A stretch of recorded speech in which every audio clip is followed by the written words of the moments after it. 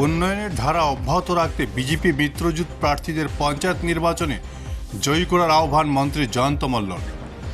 উন্নয়নের ধারা অব্যাহত রাখতে বিজেপি মিত্রজোট প্রার্থীদের পঞ্চায়েত নির্বাচনে জয়ী করার আহ্বান জানালেন মন্ত্রী জয়ন্ত মল্ল বড়ুয়া।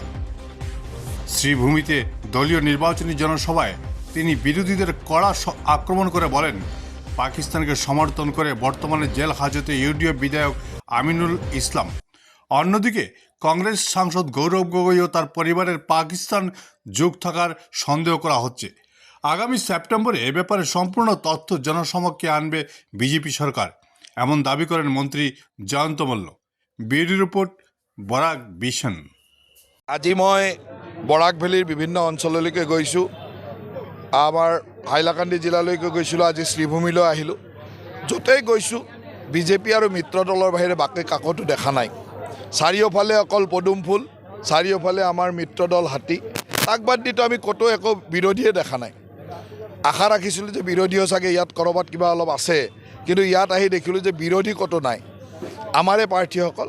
আৰু আমি সেইকাৰণে ৰাইজৰ পৰা আশীৰ্বাদ বিচাৰিছোঁ যে আমাৰ প্ৰাৰ্থীসকলক বিপুল ভোটত বিজয়ী কৰক। সকলোৱে ওলাই আহিছে ৰাইজৰ সেৱা কৰিবলৈ, আৰু আমাৰ প্ৰাৰ্থীসকলে ৰাইজৰ মাজত থাকি কাম কৰিব আৰু অসমৰ উন্নয়নৰ স্বাৰ্থত, বিকাশৰ স্বাৰ্থত, অসমৰ জনসাধাৰণৰ সুৰক্ষাৰ স্বাৰ্থত, প্ৰতিটো জাতি জনগোষ্ঠীৰ সমন্বয়ৰ স্বাৰ্থত ভাৰতীয় জনতা পাৰ্টী আৰু মিত্ৰ দলক সকলোকে ভোট দিবলৈ আহ্বান জনাইছোঁ।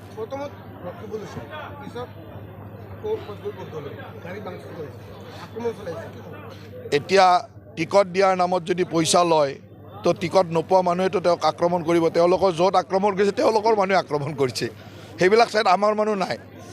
য'ত তেওঁলোকৰ আক্ৰমণ হৈছে তাত বিজেপিৰ মানুহ নাই, বিজেপিৰ আমাৰ বুথ কমিটিও নাই, বিজেপিৰ কোনো মানুহে নাই। সেইবিলাক ঠাইত আক্ৰমণ কিয় কৰিছে?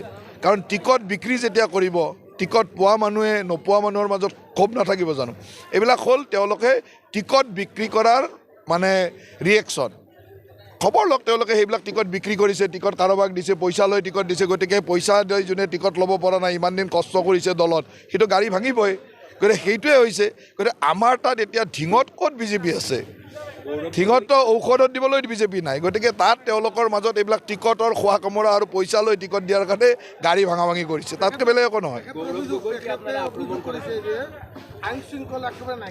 এতিয়া অভিযোগ নকৰি কি কৰিব? টিকটত তেওঁ ক'ব নোৱাৰে যে মই পইচা লৈছিলোঁ, সেইকাৰণে টিকট দিব পৰা নাছিলোঁ, সেইকাৰণে মোক মাৰিলে। কথাটো সেইটোৱে। হয়তো ৩-৪জনৰ পৰা পইচা লৈছে, এজনক টিকট দিছে, পইচা দিও টিকট নোপোৱাজনে আহি গাড়ী ভাঙিছে, এনেকুৱাই হ'ব চাগে। মই যিটো পৰিৱেশ দেখিছোঁ, আৰু তাত কোনো বিজেপি নাই। সেই ঢিং ৰূপহীত আমাৰ বিজেপি নাই, বিজেপিৰ বুথ কমিটিও নাই, জিলা মানে মণ্ডল জিলাই নাই আমাৰ তাত। সেই অঞ্চলবিলাকত আমাৰ মণ্ডলো নাই, বুথো নাই, আমাৰ মানুহ ক'ত আছে তাত? তাততো তেওঁলোকৰে যি মানুহ হয়, কংগ্ৰেছ নহয় ইউডিএফ, তেওঁলোকে আছে। গতিকে তেওঁলোকে টিকট বিচাৰি মানুহবিলাকে পইচা পাতি উঠালে, সেই লিডাৰবিলাকেতো মাৰ খাবই নহয়। সেইটো তাৰ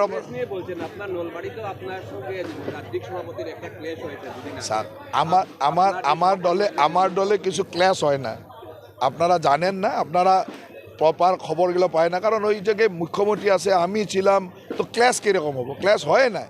এখন হইল এইবিলাক তো এখন এখন আপনারা এই যে আমি বাইট বলছি, আগেটা কাটেন পিছেরটা কাটেন, ভাইরাল করে দেন, উল্টা একটা হয়ে যাব, হয় না? না, কথাটা হইলো আপনি কীভাবে বাইর করে, এইটাই কথা।